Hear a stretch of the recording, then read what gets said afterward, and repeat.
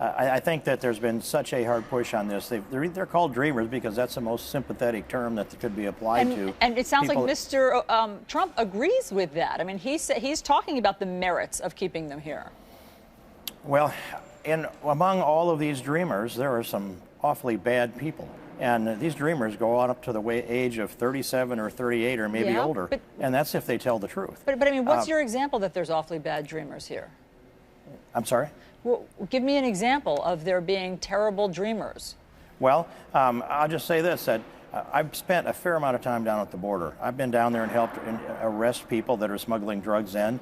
I have watched as these packs of marijuana are on the backs of young men that are walking across the border. They're hauling an average of about 65 pounds, and some of them every day they take another load. Okay, so you think that those you think those drug traffickers are what are referred to as the dreamers who were brought here against their will as minors and now go to school here and have jobs? No, but wait. This definition about against their will, that's a made-up term.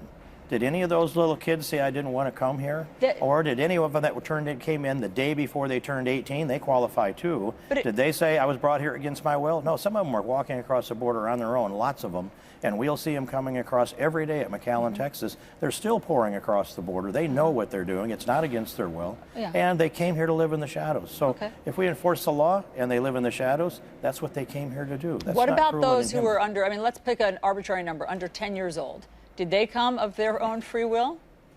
Well, let's ask their parents. And will those children point to their parents and tell us, you really need to enforce the law against my parents because they knew what they were doing when they caused me to break the law?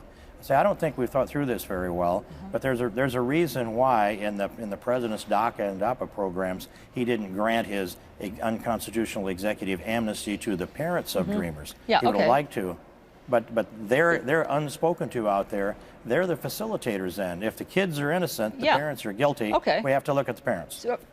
So just so I understand your position on this, even if it differs from President-elect Trump, you're saying that if a child was brought here as an infant, a 2-year-old, a 7-year-old, a 10-year-old, regardless of if they're in college, regardless of if they've made something good with their life and if they're working here, they have to go.